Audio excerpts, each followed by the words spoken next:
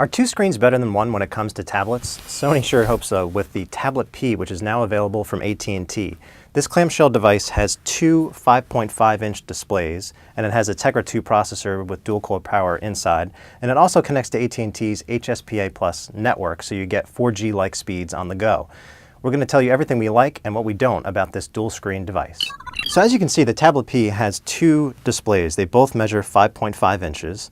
And you get a resolution of 1024 by 480 in both. So it's pretty high res, and you can use these displays in a couple of cool ways. One is if you have the email app, let's say, and so the message that you have highlighted will open in the top screen, and all of your list of messages will be in the bottom display. And Sony has reached out to 40 plus developers to show people what they can do when you have two screens. A good example is News 360. So we'll open that up real quick. So you can see here is that you have the latest headlines streaming on the right-hand side and all the categories on the left. And if you click on a story, you'll see all of these thumbnails will appear, and then you can tweet directly from the app. So this is a really good example of the dual screen design working the way it should. But there's also a lot of apps that don't take advantage of the two screens, and a good example is Facebook. So what you have here is just an application loading on the top and a sort of a blank canvas on the bottom. So that's a missed opportunity. The good news is that Sony loads this device with an app store, so you can shop for applications that are designed or optimized for both displays from one place. But where it takes you is the Android market, which also only runs on one screen. There are some other examples of dual screen apps that work well. The browser, for example, actually stretches across both screens. And because this is running Android Honeycomb, you have a tab browser, which is really nice. But you can see here that the design is a little distracting because this bezel is a little thicker than we like. But you still get a lot of real estate, a lot more real estate than you would from a typical smartphone, and something that weighs a little under a pound, and it's about an inch thick. So it does fit in your breast pocket, but you're definitely going to notice that it's there. Otherwise, the design is pretty nice and smooth. You have a back 5-megapixel camera here. You have your volume controls and everything else on the left-hand side, including micro USB.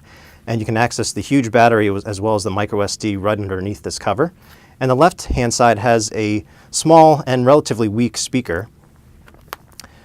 But Sony does try to sweeten the deal with some of the entertainment applications that it preloads, including Video Unlimited, Music Unlimited, and their video player. So we'll give you an example of what the video player is like. So we downloaded an episode of Tosh.0. So you'll see that the playback controls are along the bottom, and you have the video window up here. So it's entertaining, but you don't get a full HD experience up here because this 5.5-inch displays sort of split the real estate. Although there are some applications like the Sony Reader where you can flip this on its side and read a book just like you would a regular analog book.